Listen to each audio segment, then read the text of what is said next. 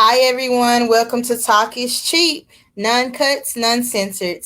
I'm your girl, Miss Carrie, baby. And tonight I have a special guest for you guys. It's going to be amazing. The life of two mental health professionals, myself and my guest tonight. She's a mental health professional from Florida. Her name is Miss Denise Solomon, and she is here to introduce herself. So just a little bit about mental health. You guys. I love to give facts about things that's going on, and how we are and what we're doing in our professions as well, and how it's affecting us.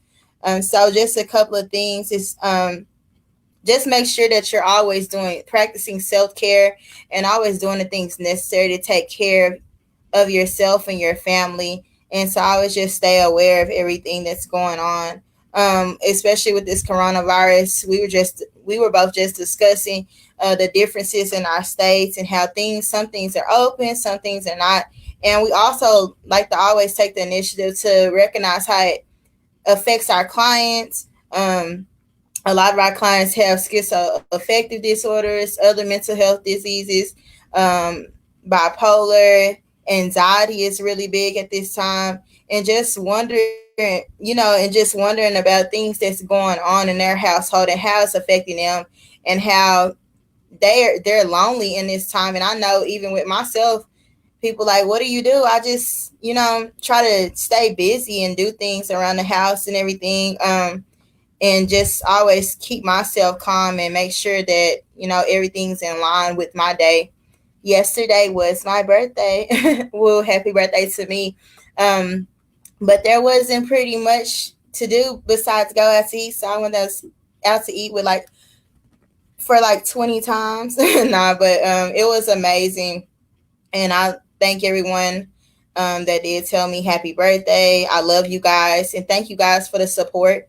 Also, check out, I was a panelist about a month ago for Black Lives Matter on Some Guy's Thoughts.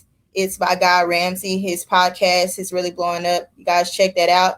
My episode has dropped along with other great panelists on that episode. And you guys check that out. And thank you guys for tuning in tonight. So tonight I have Miss Denise. Are you here, Denise? Hey, I'm here. Hi, Miss Carrie. Happy birthday. Hi, thank you. Welcome to Talk is Cheap. Thank you for How's having everything me. going? So I'm in Florida. So Florida's pretty warm, hot. But today rained a lot, so Oh it's wow, yeah. okay. It was hot out here. We didn't have no rain. It's been like 100 degrees, 102 degrees. It's been hot, girl. Yes, absolutely. Same here. It's been crazy here. So- But most importantly, how's the Cowboys out there? Go Dallas. Denise likes Dak, y'all. She loves Dak. She told me to hook her up. I gotta let him know. He just got that. I told her he just got that raise as well. So yeah, Okay. I'm gonna look out for you, girl. But Yes. yeah, Denise, Awesome. introduce yourself. So, hey everybody, my name is Denise Solomon. So, I am a licensed mental health counselor here in the state of Florida, and I am in private practice, which I love. So, most of my clients that come, I have a few in-person clients that I see, but mainly I do telehealth, and telehealth at this time has been pretty busy. Yeah. So, what age are your clients? The youngest client I have right now is 10 years old, Okay. and I'm not sure how old the oldest client is. I,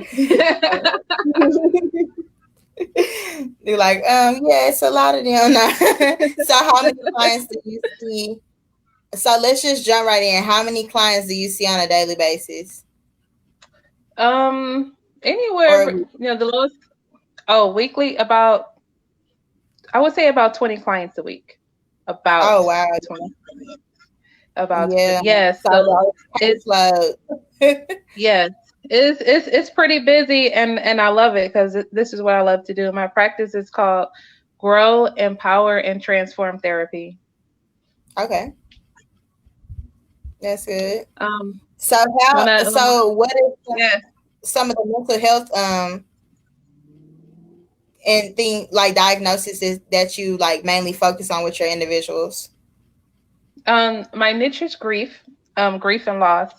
And what many people don't realize is grief and loss not only pertains to the death of a loved one or someone that they know, but it's also the loss of a job or loss of a home or loss of certain freedoms or even loss of your role within the family. For example, you may go through a divorce, or you suddenly become a widow, or you're all of a sudden an adult or a college student and you were just living in your parents' home, Oh, not adulting at all. yeah. So that's my niche, but I also have clients who are anxious, Mm-hmm. who are depressed, marriage problems, and self-esteem. And a lot of clients are coming in because they believe they lost their identity, so they're just trying to find their way. Wow. Yeah.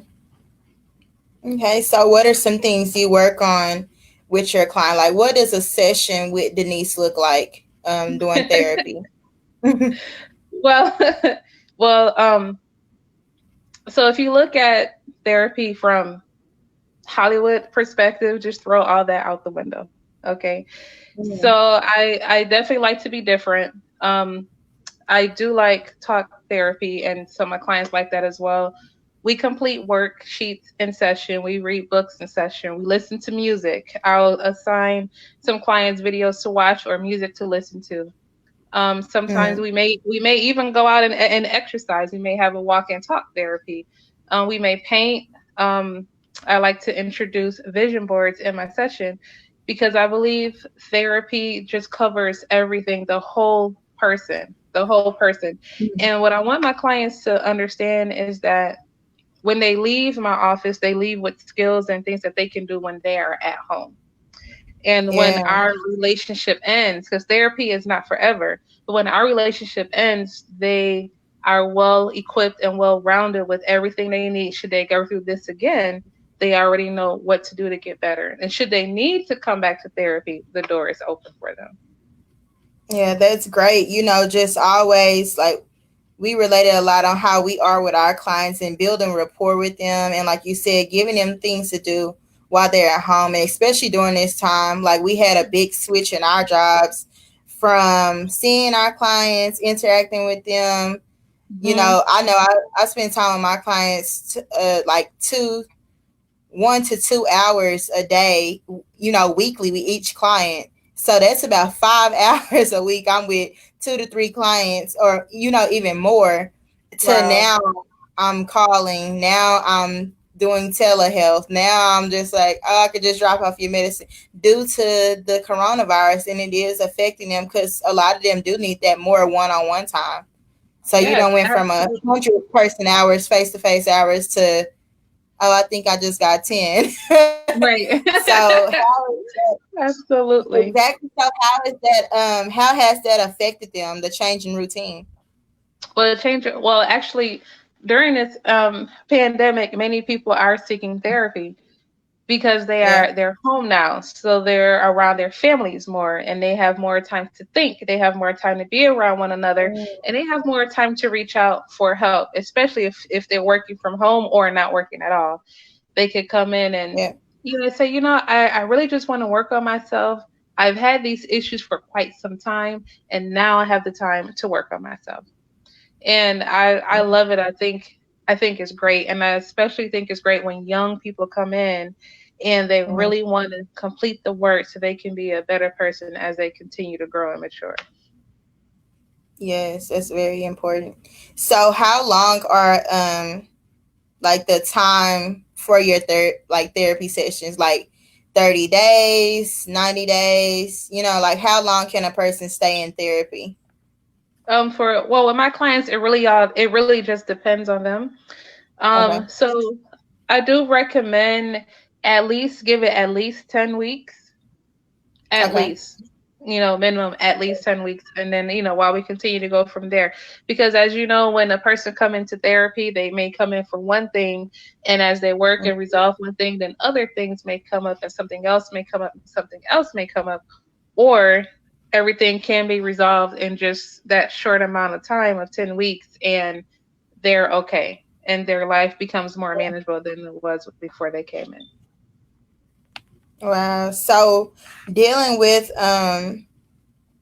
the grief and the loss, like you said, anything that you're going through in your life or just these life changes and stuff, what are some of more of the common factors that people are affected by that they come in to therapy for? Some, you mean the reasons they come to see me? Yeah, most of the reasons that they come, like that you see Um, most frequently, like, hey, this sounds familiar, or I dealt with this with someone else, so let me see, does this intervention work on them as well? well, many people that come in, they're young and they're coming in because they want to learn how to put boundaries in place and how to Okay. communicate. So many Wow. times growing up in the home, for the first about 2, 3 years of life, we're teaching the children how to speak. Hmm. And then from that age until 18, we're teaching them how to be quiet. Okay. And Yeah. so that child does not always receive that interaction from the adult in the home, or any type of idea they have, it may be looked at as disrespectful. Yeah. If you question your parent, that's disrespectful. If you say no, that's disrespectful. A lot of Hmm. times, so they grow up without having any boundaries in place or learning how to speak to another adult. And Yeah. so when they come in, they come in like, I have these issues and I don't know what to do. I don't know if I'm if I'm okay. I don't know what's going on with me. I have no idea. Hmm. And so we sit and we talk about it, and it's like, Miss Carrie, all we all low key grew up in the same household. And they'll say, "You sound Yeah. just like my parents." That's exactly what they would Hmm. say. And then, We relate. I teach them, let's go back a generation. Let's go Yeah. back and see how they were raised. And now, they're raising you. And what are you gonna take from your parents that you're gonna keep? And what are you gonna remember from your parents that you're not gonna take as you become an Hmm. adult? And so then we learn how to set boundaries, and we do that work. And Yeah. when they're able to put their boundaries up and it's respected, they come back and say, "It worked. And I was okay. And I didn't have," and I said, exactly. Because Yeah. that's how it's supposed to be. Exactly. Yeah, I Hmm. totally agree. Like you always, and I think that's what comes with just being in, mental health professional or social workers or things that we all have in common. That we always have to start, get to know the person, and then you can always dig deeper when you start at like the structure of the household they live in, or the root of the problem, and really get them Absolutely. thinking and going. Hmm. Like they say, ask those open ended questions, and then Yes, the mind absolutely. follows. Yeah, that's Absolutely. really great. So, do most of the Absolutely. parents support their child that's in therapy? Younger parents, yes, there are still some families in our community, especially the Black community. There are still some Hmm. individuals who don't want therapy, or who believe what happens in the home stays in the home, or who like to keep up Yeah. with those family secrets, or saying be careful who you speak with. And when I was growing up, it was, don't tell any white person outside of the home anything, and that is from history and what our family have experienced. Hmm. But now, as therapists, we're black now. Okay, so Hmm. now, they Yeah. feel they feel more comfortable, more relatable, more, they can open up. They open up quicker.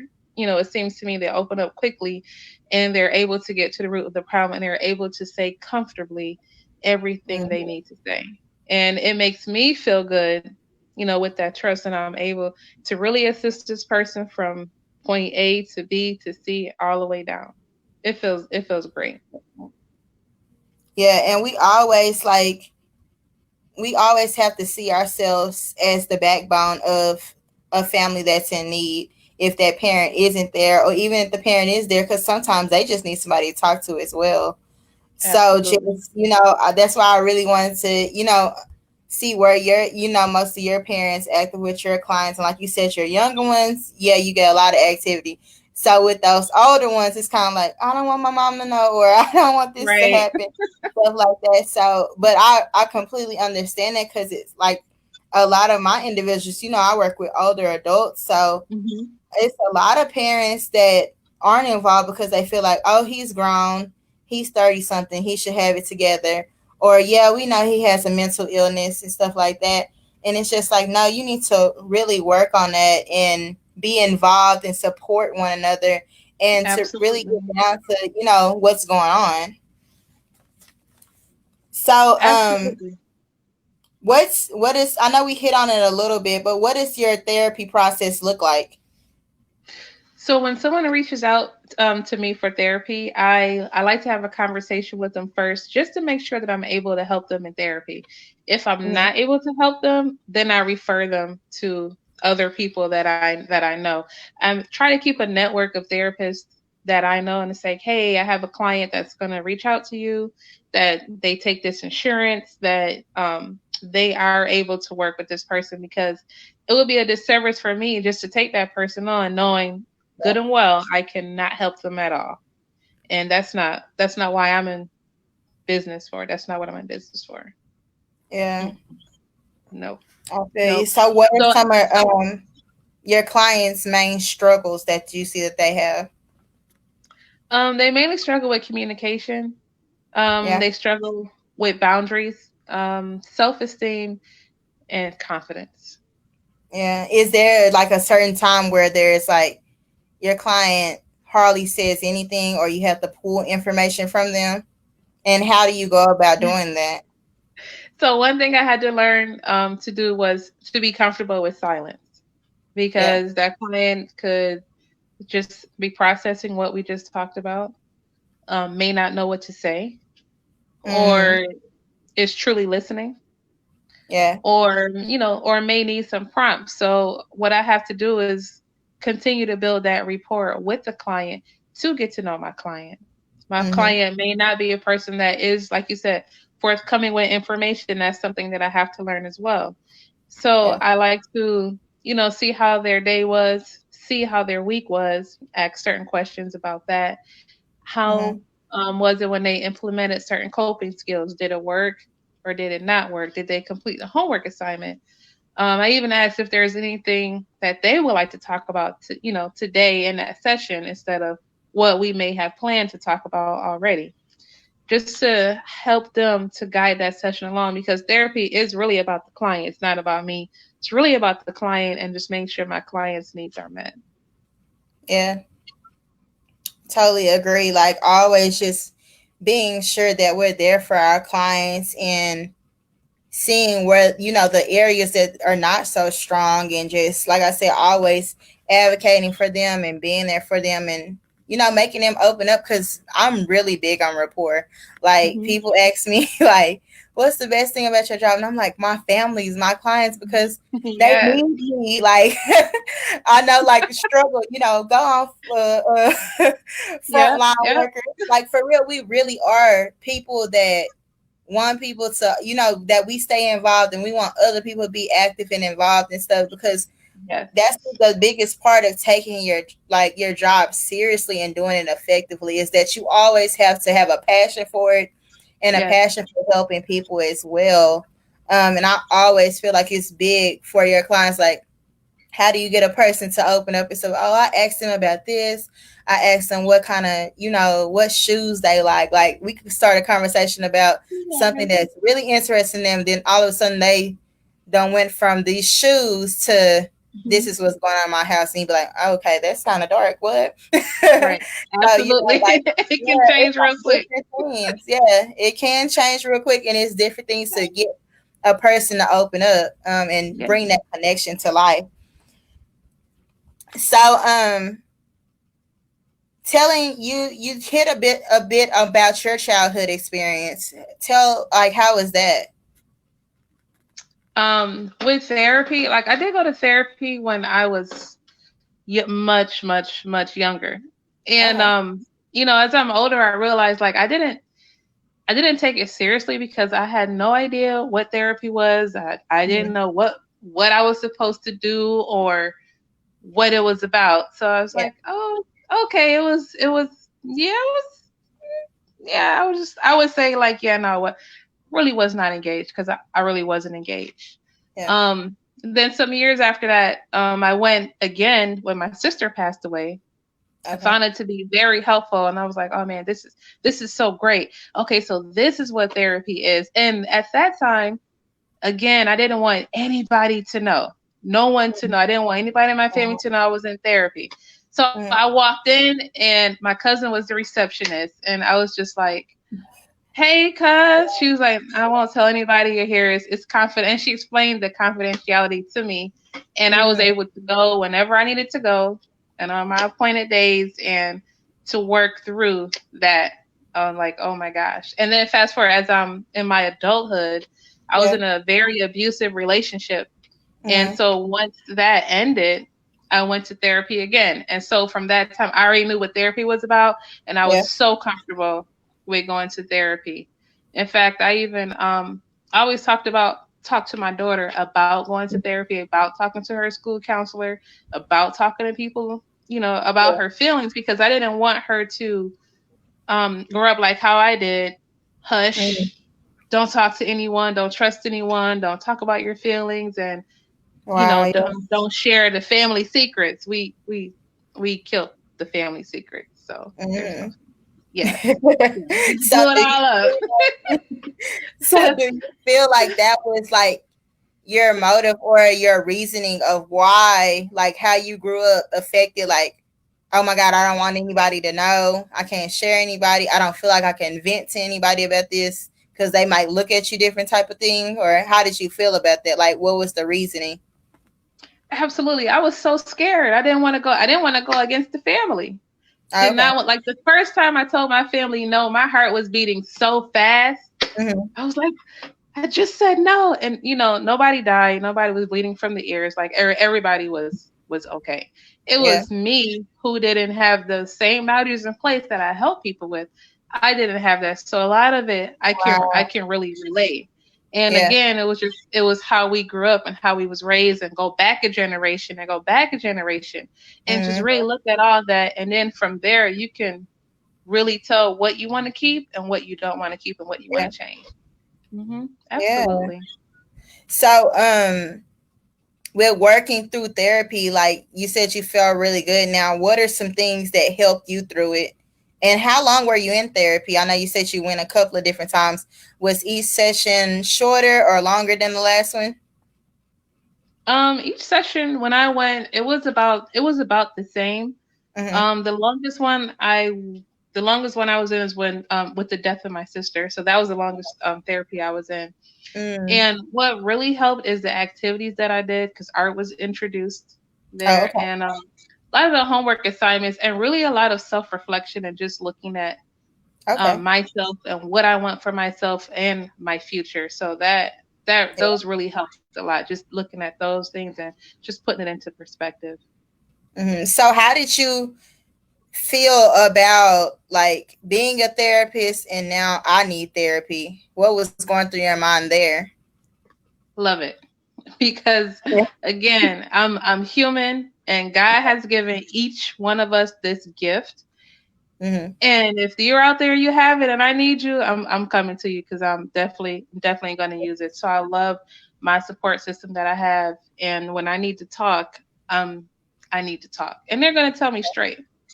They're going to tell me straight. So a lot of therapists actually go to therapy. Everybody don't think we don't go to therapy ourselves. We do go to Wow. therapy, Yeah. Yeah. and We. with this time, with the Black Lives Matter movement, as a Mm-hmm. black therapist, as a black individual, I become overwhelmed, and I Yeah. know my clients become overwhelmed. So, and I have to show up, for them, and it's something that Mm-hmm. I recognize that I needed some healing in that area, because there are times Yeah. where I say, you know what, today I can't black today, I can't. But Mm-hmm. how do you deal with that? Yeah. Honest, own it, talk with somebody about it, and keep it moving. Yeah. Yeah, that's real good. Like people don't understand that. I think we discussed previously too, like the strong get weak. What do we do when that strong person um wants to vent or has something to say? We certain people try to bottle it in and say, I can't tell anybody, like it's a Hmm. Hmm. secret. I can't tell anybody. I don't want anybody to look down on me or say, oh, she, oh, she's in this profession. is she really able to do this job because she's having a bad day, or how, or our common interview question for mental health Yes. professionals, how do you handle stress? Yes. um, look, I'm getting it together. I do a couple of these interventions by myself. So Absolutely. that's like that question mom boggles me to the fullest. I said, if I go on another Mhm. job interview and they ask that, but it's needed in these times as well, Yes, because it it does is. come out to see, like, will she come to, they basically trying to see, will you come to work with a bad attitude or having a bad day, or are you just gonna completely shut down on us? And it's Right. just like, no. And like, mainly with me, I am known to, I can handle stress pretty good, but sometimes it does get a little overwhelming. And like you said, we're Mhm. just all human. So I answer that question. I say, I just need to take a moment. I might go to sleep. Yes. I Mhm. might say, I'm a Cancer, so I might crawl back in my shell and just Yes. sit in my room for a couple of days and just enjoy my time, my me time, and with me. And that's why, I really stress self-care. Um, Yes. and a lot of mental health awareness campaigns that are out here that are promoting, rest your mind, Yes. healthy, exercise, stay active, and do things, in your community, and help other people, help other family members and stuff as well, because that's needed in this time, not even just with the pandemic, but just in everyday life, to keep each other sane and stuff. There's no reason why domestic violence cases should be going up. There's no reason why, child abuse cases are going up and stuff like that. And we know things happen, but Mhm. also we don't want people to get trapped in that moment to Absolutely. where they feel like there's no way out, because there's always somebody that's here to hear your story. There's always a therapist to help you through things, and Absolutely. and counselors as well. And we all come together and we work in a community to spread that word and spread that knowledge, and to help one another as well. Absolutely. Yeah, Absolutely. And we're not judgmental. We're not going to judge you because we could have exactly. been in that situation or could be in that situation, and we're really here to help. And if we Yes. can't help you, we will definitely point you into the right direction. Yeah, we sure will. So how your Florida people doing? Well, our corona cases are going up and Yeah. yep. And yes, so the economy has to open. No, I Um was actually supposed to be in Miami, and I just hate that because I want to go don't so bad. But I don't did see those cases going, and I was just like, oh, yeah. wow. Right, Look, right, right. my mental health, I was like, I could stay in a little bit. Let my Yeah, introvert so side come out. Let me do some more therapeutic stuff here. Like, I even found myself, Denise, I meditate now. yes, I really do. Like, I feel like people should take their time. That's one of the, we give a lot of resources here on Talk is Cheap. And, I do want to let you guys know that, like me and Denise both said, we're not going to say anything or tell y'all anything that we haven't experienced or at least know absolutely. about or helped as well. And I always think that her story is so great, that she's a therapist that, went to therapy, that saw that something wasn't right. And she said, I need help as well, Mhm. even though Absolutely. she's been in this field for a while. Right. And so as you know, as women and as a mother, we Yeah, like to just go and take care of our children or take care of our family, and we think about ourselves dead last. And if we're not, having self-care for ourselves, we cannot be there and show up for our family. yeah. How And we old is always your daughter? believe we have to sacrifice. Oh, she's 19 now. Oh, okay. Yeah, yeah. Yeah. I'm like, you got a young adult. But, so That's how, sure do. when in this process of you, like when you were going to therapy, how did you guys' relationship? How was that affected, or did anything change, or did she become more supportive? She knew about it, and it changed. It changed when I went to church. Okay. So because I became one of those parents that didn't allow her to talk. Mhm. Um, anything she had to say, I was not listening to her Yeah. at all. Well, at all. And so, and I used to put my hands on her for whenever I got a call in school, or whenever she was disrespectful, I thought it was okay. Mm-hmm. So, I went to church, and one of the ministers said that, we talked about be angry, but sin not. Mm-hmm. And we also talked about not disciplining the children in anger. And what do you mean? Don't discipline the Yeah. children in anger. Well, you can't discipline your children when you're angry because well, I'm confused because I'm Mm-hmm. mad because the school keeps Yeah. calling me. So now I got to go handle it. It's like, I understand that, Denise. Mm-hmm. But what you have to do is calm down first and then go and have a conversation. So I did that. And so after I did that, and I apologized to my daughter for all the wrong that I did. And she was surprised and shocked. And then I changed my ways because once I came into that knowledge, then I started to do better. Yeah. And every so often we would talk, and I was like, you know what? I'm so sorry I treated you that way, and I really didn't know. I thought it was okay, and I Mm-hmm. was I was I was doing good, and I wasn't. And so I'm so thankful for my church, New Life Powerhouse Church of God. Shout out to Dr. Pastor Katie Haynes. All But right. I'm so excited that I learned that, and Yeah. so I was able to change and grow from that. So now that's another experience that I'm not afraid to share. So that's another experience that I have that I'm able to put out there. And Yeah. so we have a great relationship now, and she sure does talk a lot. And so and Yeah. I'm so glad that I had to sit, listen, allow her to make decisions, and we communicate together and we collab together. So I love it. And we always tell people That's that it great. wasn't always this great. We Yeah. tell them what happened, the bad that happened, where the change came, and now this is the outcome. Because we have to tell people that testimony where we came from. Yeah. Hmm. I really believe that that's true. You like I said, you have to tell people your life experiences. Hmm. It's not Hmm. to be taken, like how can I say it, not lightly or as a joke or just to be like, this is where I came from. You need to listen to me. I Exactly. got experience, but it's just to let people like mainly what I like to focus on the awareness of it, the knowledge of it. Hmm. Hmm. You can't judge a book by its cover, and especially in this field, like you hit on earlier, we are non-judgmental people. We do want to, get to know someone, before we even get to, get to meet them. We got case files coming, Hmm. and we envision this Hmm. person before I even meet my client. I already know everything about them. I know what triggers them. I know what's affecting them now. I know how they got into my program, and I know what Hmm. they need help with. So it's just all in a how molding them and everything comes together to show them that we are there for them and we're here to help them as well. And we're human as well, and we have gone through Yes, things, and we wouldn't be in this field if we didn't want to be. As exactly. well. Like it gets hard Exactly. because I'd be like, oh my god, you have 20 clients. I done got down to like 12. The last time we talked, I think I was at 10, but now Oh, I got wow. 12. Agency changes. But Yep. I Yes, always feel like ma'am.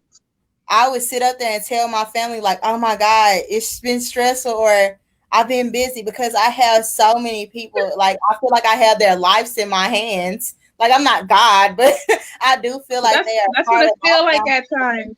Yeah, it just makes you feel like you have their lives. Like, I have to go and Hmm. deal with my family, my friends, everybody else around me, strangers that I don't even know. And then I have to be responsible for 12 other people's personalities or how Right. they're going to feel today. And then Right. with And mental we health, hold it that. takes a We lot. Yeah. hold we hold it. We hold what they tell us. We hold what they go through. We hold all of that emotion. So yeah, Yeah. self-care for us, yes, like you said, meditation, just taking that time, just Yeah. taking that quiet time to just relax and to quiet our brains, do Hmm. some reading, The light some PTO. candles. Yes. Just do it. Yeah. That's great. Well, thank you, Denise. Any last words? Thank you. No, if you are struggling out there and you need therapy, reach out to somebody. It's out there. It's out there. Whatever you're looking for, it's out there on the internet. It's not a shame to get therapy anymore because we're out here and we're waiting. All right, great. Well, thank you, Denise, again. Great last words, great interview today. well, tonight. And thank you for going on. We always relate. Shout Thank outs to you. Florida and Yay, mental health Florida. therapy. Woo! So yeah, you Yes. guys, thank you for coming to Talk is Cheap, Denise. Thank you. Thank you. Bye bye. Bye. Hi everyone. So I had a great interview with Denise Solomon. She is a licensed mental health professional from Tampa, Florida. Hope you guys enjoyed the interview tonight. Um, it's really amazing to see us all come together, and that's why I do this platform, so us mental health professionals can come together and really relay this information out to you guys, on a different access to where you really go on that journey with us and spread this movement as well. So this is Talk is Cheap, none cuts, none censored, and my main focus is mental health and substance abuse, and I hope you guys really enjoyed this tonight. It was a lot of great information and great resources as well. And like we always say, you need help. Just know that there's someone out there that you can vent to, that you can talk to.